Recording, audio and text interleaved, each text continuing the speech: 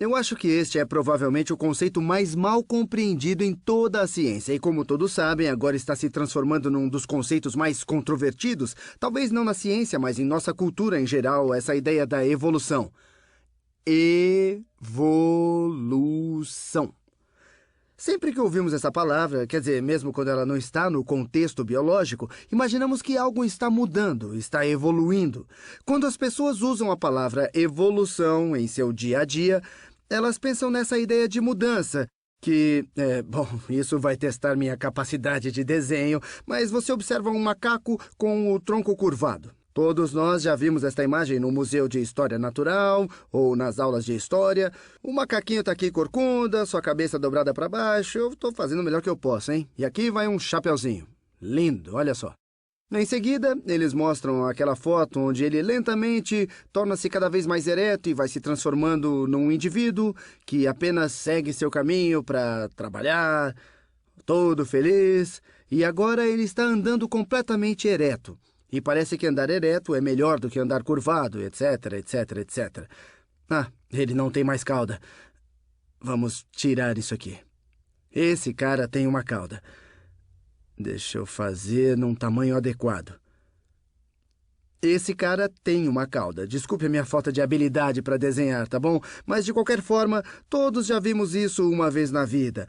Esta é a ideia de que, de alguma forma, os macacos transformaram-se em homens. Eu já vi isso em vários contextos, desde as aulas de biologia até as comunidades científicas. Eles dirão: o macaco evoluiu para o homem, ou o macaco evoluiu para o pré-humano, o cara que quase ficou em pé, o cara que era um pouco mais corcunda, então ele parecia um pouco como um macaco, um pouco como um humano, e assim por diante. Eu quero ser muito claro aqui, embora esse processo tenha realmente acontecido e tenhamos tido criaturas que, ao longo do tempo, acumularam alterações que talvez tenham feito eles serem mais parecidos com isso ou aquilo, não havia nenhum processo ativo chamado evolução acontecendo. Não é como se o macaco dissesse: puxa, eu gostaria que meus filhos se parecessem mais com esse cara e então, de alguma forma, eu vou buscar meu DNA para obter alterações suficientes para parecer mais com ele. O DNA não disse: ei, é melhor andar do que ser uma espécie de corcunda como um macaco. E assim, eu vou tentar, de alguma forma, espontaneamente, mudar para esse cara. Isso não é evolução. Você sabe, algumas pessoas imaginam que talvez houvesse uma árvore.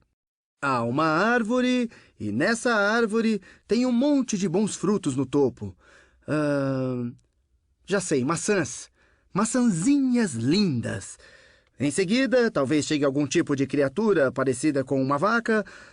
Ou talvez seja algum tipo de cavalo que diz: puxa, eu gostaria de alcançar aquelas maçãs. E só porque essas criaturas querem pegar as maçãs, elas continuam tentando aumentar seu pescoço e então, depois, de geração em geração, o pescoço delas fica mais longos e, eventualmente, elas se transformam em girafas. Isso não é evolução. E não é isso que ela dá a entender, embora às vezes a noção cotidiana da palavra nos leve a pensar assim.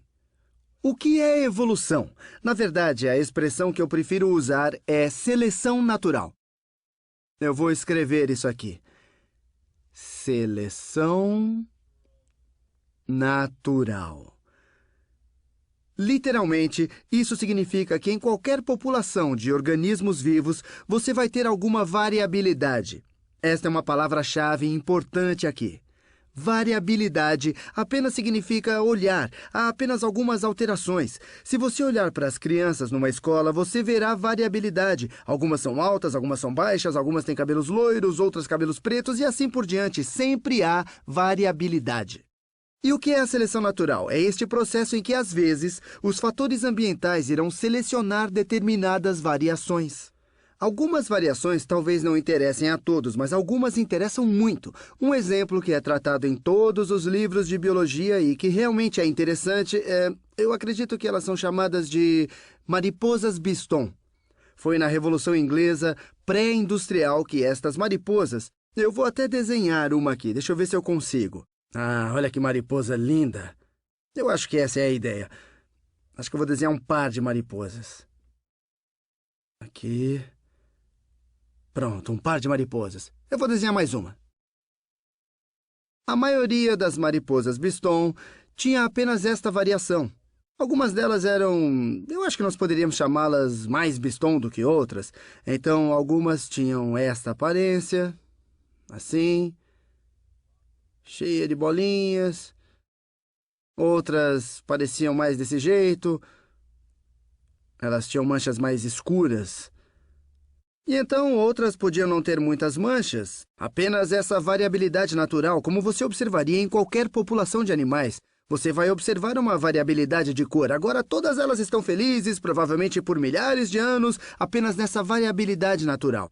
Era uma particularidade sem importância para estas mariposas, mas então, de repente, a Revolução Industrial acontece na Inglaterra e toda essa fuligem foi liberada de todas essas fábricas que estão trabalhando com motores a vapor alimentados por carvão. Assim, de repente, muitas coisas que antes eram cinzentas ou brancas, por exemplo, talvez alguns troncos de árvore. Eu vou desenhar um tronco aqui, um tronco de árvore, que poderia ser assim, não é? É possível que houvesse algum tronco com essa aparência, e uma mariposa biston seria bem adaptada a esse tronco. Talvez haja alguns troncos de árvore que estejam mais escuros, mas de repente a Revolução Industrial aconteceu. Tudo ficou coberto com fuligem de carvão queimado e em seguida, subitamente, todas as árvores têm essa aparência. Estão completamente pretas ou mais escuras do que antes. Agora, de repente, você tem uma grande mudança no ambiente dessas mariposas e você tem que pensar o que vai selecioná-las. Bom, alguém que pode fisgar estas mariposas são as aves com sua habilidade para enxergá-las. Então, se de repente o ambiente tornou-se muito mais escuro do que era antes, você pode imaginar o que vai acontecer. As aves vão enxergar essas mariposas com mais facilidade do que vão enxergar essas aqui. Pois no ambiente escuro elas vão ter mais dificuldade para enxergar. Os pássaros não pensam, vamos capturar esses caras! Eles querem capturar todas, mas estão capturando esses caras mais frequentemente. Então já dá para imaginar, se as aves começarem a captura desses caras antes que eles possam se reproduzir, ou talvez enquanto estão se reproduzindo, o que vai acontecer? As mariposas mais escuras vão reproduzir com uma frequência muito maior e de repente vamos ter uma grande quantidade de mariposas com esta aparência. Vamos ter muito mais desses caras. Então, o que aconteceu aqui? Estava lá todo o projeto ou houve alguma mudança ativa por parte das mariposas? Quer dizer, parece que uma coisa muito inteligente a fazer era tornar-se escura, não é? Seu ambiente tornou-se negro, você espera um par de gerações dessas mariposas e agora, de repente, todas elas são pretas. E pode-se dizer, uau, essas mariposas são gênios! Todas elas, de alguma forma, decidiram evoluir para a mariposa preta a fim de se camuflar e se esconder das aves. Mas não foi o que aconteceu. Você tinha um monte de variações na população de mariposa biston. E o que aconteceu foi que quando tudo ficou mais escuro, estas mariposas aqui, uma fêmea, tinha muito menos sucesso na reprodução. Esses caras apenas se reproduziram mais e mais, e esses caras foram devorados antes de serem capazes de se reproduzir, ou talvez enquanto se reproduziam, para que não pudessem produzir tantas proles. E em seguida, esta particularidade tornou-se dominante. Em seguida, a mariposa biston apenas tornou-se uma mariposa negra. Agora você pode dizer, tá bom, professor, este foi um exemplo, eu preciso de mais. Esta é a seleção natural. Isso pretendia ser aplicado para tudo. Isso propõe explicar por que nós evoluímos a partir de bactérias básicas, ou até mesmo por que o RNA se replica sozinho, o que vou explicar mais para frente. Eu preciso de mais provas disso, eu preciso vê-la em tempo real. E o melhor exemplo disto é a gripe. Muito bem, gripe. Eu vou fazer outros vídeos no futuro sobre o que são vírus e como eles se replicam. Os vírus são realmente fascinantes, porque não está ainda muito claro se eles são seres vivos. Eles são literalmente apenas pequenos trechos de DNA e às vezes RNA, que, como vamos aprender, é a informação genética.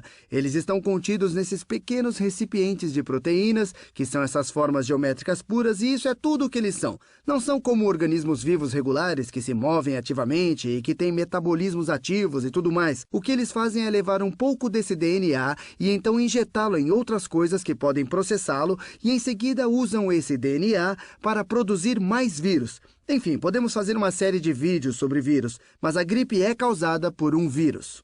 E o que acontece todos os anos é termos um certo tipo de vírus, assim, que sofre alguma variação. Eu vou demonstrar essa variação que eles sofrem. Assim. Eles infectam, vamos dizer que estamos falando da gripe humana, eles infectam seres humanos e lentamente nosso sistema imunológico. Podemos fazer uma série de vídeos sobre como nosso corpo começa a reconhecer os vírus e é capaz de atacá-los antes que possam causar uma série de danos. Pode imaginar o que acontece se digamos que esta é a gripe atual. Deixa eu fazer todos aqui, esses 2 pontos, e no futuro eu falo o que esses pontos são e como podem ser reconhecidos. Mas vamos dizer como nosso sistema imunológico os reconhece. Eles começam a perceber, a qualquer momento eu vou receber esse carinha verde com 2 pontos, isso não é coisa boa, então vou atacá-lo de alguma forma e destruí-lo antes que ele infecte o meu DNA e todo o resto.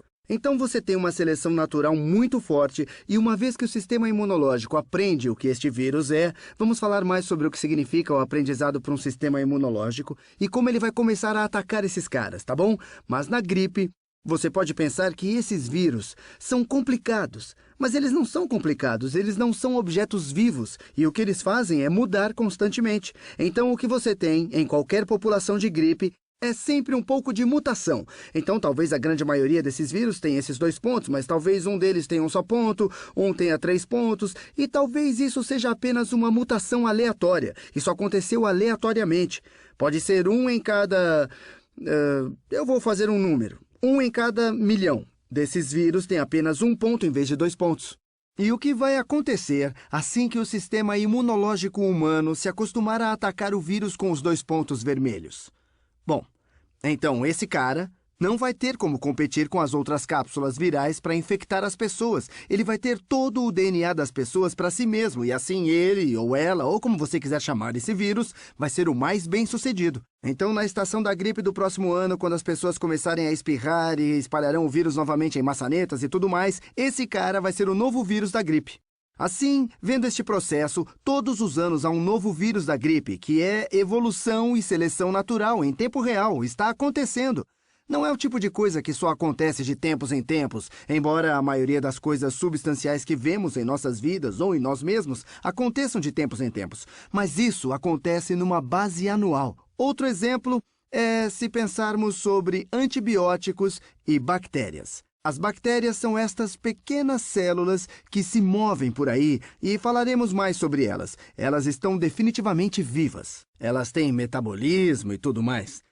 Quando as pessoas falam sobre infecções, poderia ser uma infecção viral, que são essas coisas que vão infectar seu DNA e usar seus mecanismos celulares para reproduzir, ou poderia ser uma infecção bacteriana, que são literalmente pequenas células que se movem por aí e liberam toxinas que deixam você doente. Então essas bactérias são os alvos dos antibióticos. Opa, acho que não é assim não. Antibióticos. Eles atacam as bactérias, acabam com elas. Se você conhece um médico e fala para ele, eu tô doente, eu acho que tem uma infecção bacteriana, me dá um antibiótico, um médico responsável diria não. Eu não vou te dar antibióticos ao acaso, porque o que acontece é que quanto mais antibióticos você usar, mais suscetível você estará para criar, e eu quero ser muito cuidadoso com a palavra criar, porque você não está criando bactérias ativamente. Mas vamos dizer, deixa eu terminar minha frase, você está muito suscetível para ajudar a selecionar as bactérias resistentes aos antibióticos. E como isso funciona? Digamos que estas verdinhas aqui são todas as bactérias e você tem zilhões delas, tá? De vez em quando você tem uma que é ligeiramente diferente. Agora, numa população de bactérias, todas estas irão fazer você igualmente doente. E isso é apenas uma diferença aleatória nas bactérias. Talvez no DNA dela tenha ocorrido alguma ligeira alteração, mas o que quer que tenha acontecido, esses são os tipos de bactérias. Você não quer ter várias delas no seu organismo. Seu sistema imunológico pode atacá-las e combatê-las, mas se tiver uma grande quantidade, elas podem matá-lo ou deixá-lo doente. Agora, se as pessoas começarem a usar antibióticos quando não estão doentes, ou quando eles não são realmente necessários numa situação de vida ou morte, você poderá ter um antibiótico que é realmente eficaz para matar as bactérias verdes. E o que acontece se de repente matar uma grande quantidade de bactérias verdes? Bom, agora as bactérias azuis têm o ecossistema inteiro, onde antes estava competindo com todos esses carinhas verdes para obter tudo de bom dentro do seu corpo, não é? Mas agora elas estão completamente sozinhas e agora podem se replicar à vontade. Então, agora elas vão replicar ao acaso e, obviamente, mais uma vez, não é como um grande projeto, não havia qualquer processo inteligente aqui que dissesse: "Ah, sou uma bactéria, vou ser um pouco mais inteligente e projetar-me para resistir a essa bomba de antibióticos." Não! Há apenas estas mudanças aleatórias que acontecem. E mutações virais e bacterianas acontecem frequentemente, e estas mudanças aleatórias podem ser uma em 1 bilhão de mudanças. Tá legal? Muito bem. Mas, de repente, se você começar a matar todos com quem esse vírus está competindo, esse cara pode iniciar uma replicação muito rápida e tornar-se a bactéria dominante. Depois, de repente, aquele antibiótico que você tinha desenvolvido cuidadosamente para destruir os caras verdes se torna inútil. E você tem esta superbactéria. Já deve ter escutado a expressão superbactéria. Isso é o que é uma superbactéria. Não é que ela tenha se autoprojetado, é só que, matando o seu concorrente, permitimos que ela assuma a liderança e não podemos matá-la, pois todas as drogas eram apenas eficazes para matar os seus concorrentes. Essas bactérias apenas mantêm as mutações e, se usarmos esses antibióticos mais violentamente, estaremos sempre selecionando bactérias que não serão afetadas pelos antibióticos. Bom, acho que eu falei demais. É que é um tema realmente fascinante. E, na verdade, eu realmente queria fazer este meu primeiro vídeo de biologia. Porque se vocês realmente forem para... Deixa eu explicar. Biologia é o estudo da vida. E nós podemos falar sobre o que é a vida, se os vírus são seres vivos, enfim. Se você realmente deseja estudar sistemas vivos, você não pode fazer qualquer outra suposição que não seja a seleção natural. Nós poderíamos ir para outro planeta onde as criaturas não têm DNA, ou talvez tenham algum outro tipo de informação hereditária armazenada em suas células, ou se replicam de alguma outra maneira, ou não são à base de carbono, talvez elas sejam à base de silício. E se nós formos para esse tipo de planeta a fim de estudar sua biologia, tudo o que sabemos sobre biologia, sobre vírus e DNA seria inútil. Mas se entendermos este único conceito de seleção natural, que seu ambiente selecionará, e não é... Você sabe, não há nenhum processo ativo aqui. São apenas coisas aleatórias que aconteceram e elas aleatoriamente selecionam as mudanças. Em grandes espaços de tempo, e estes são inimaginavelmente grandes, essas mudanças foram essencialmente acumuladas e elas poderiam acumular muitas outras coisas significativas. Falaremos mais sobre isso em outro vídeo. Até mais!